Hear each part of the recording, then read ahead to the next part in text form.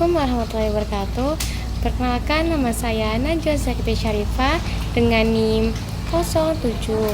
Nah, kalian udah tahu belum nih apa itu masa keemasan? Kalau mau tahu, nonton video ini sampai selesai ya. Latar belakang kejayaan, menit 1-2. Setelah runtuhnya dinasti Umayyah, kekuasaan Islam berpindah ke tangan dinasti Abbasiyah pada tahun 750 Masehi. Khalifah Abbasiyah sangat mendukung ilmu pengetahuan. Dua di antara yang paling terkenal adalah Harun ar-Rasyid dan Al-Mamun. Mereka mendirikan lembaga besar bernama Bait al-Hikmah atau Rumah Kebijaksanaan di Baghdad. Di tempat inilah para ilmuwan menerjemahkan buku-buku dari bahasa Yunani, Persia, dan India ke dalam bahasa Arab. Kegiatan ini melahirkan banyak penemuan baru dan menjadikan Baghdad sebagai pusat ilmu pengetahuan dunia. Selain itu, stabilitas politik dan kemakmuran ekonomi yang dicapai oleh pemerintahan Abbasiyah turut mendukung berkembangnya kegiatan ilmiah dan kebudayaan di seluruh dunia Islam. Bidang-bidang kejayaan, menit 25. Sekarang mari kita lihat beberapa bidang utama yang berkembang pesat pada masa itu. 1. Bidang ilmu pengetahuan. Bidang ilmu pengetahuan pada masa keemasan Islam. Ilmu pengetahuan mengalami kemajuan yang sangat pesat. Umat Islam tidak hanya mempelajari ilmu agama seperti tafsir, hadis, dan fikih, tetapi juga mengembangkan ilmu umum seperti matematika, astronomi, kedokteran, dan filsafat. Beberapa tokoh besar yang terkenal di antaranya, Al-Khwarizmi, Bapak Al-Jabar, yang memperkenalkan sistem angka dan konsep algoritma. Ibn Sina atau Avicenna, ahli kedokteran yang menulis buku terkenal Al-Qanun fi Al-Tibb, yang menjadi rujukan di universitas-universitas Eropa selama berabad-abad. Al-Farabi, Ibn Rushd, dan Al-Ghazali dalam bidang filsafat Islam.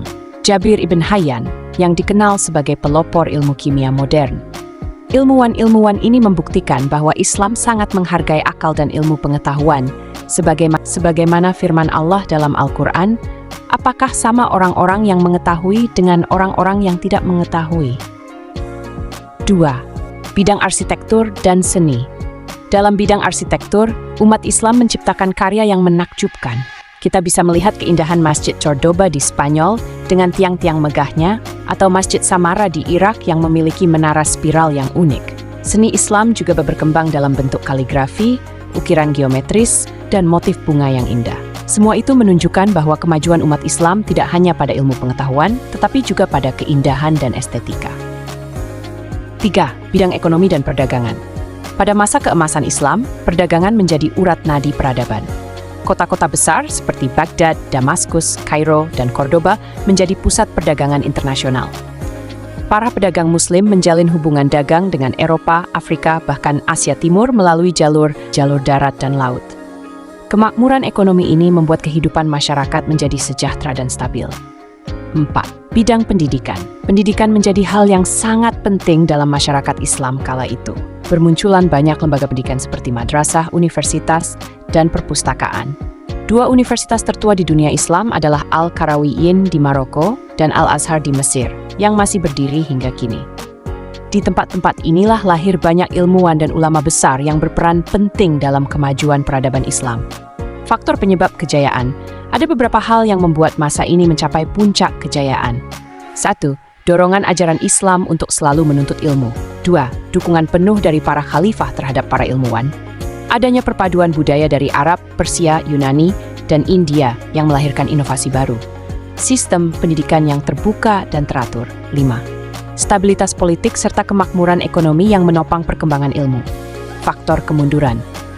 Namun, kejayaan ini tidak berlangsung selamanya.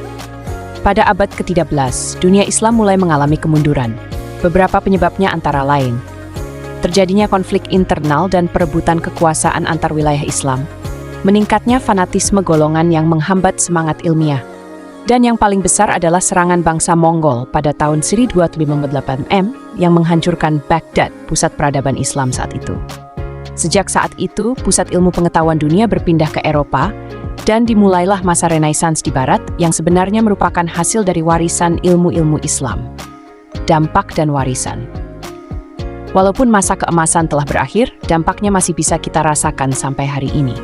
Peradaban Islam telah memberi kontribusi besar bagi dunia, terutama dalam bidang sains, kedokteran, matematika, dan filsafat. Matematika dan filsafat.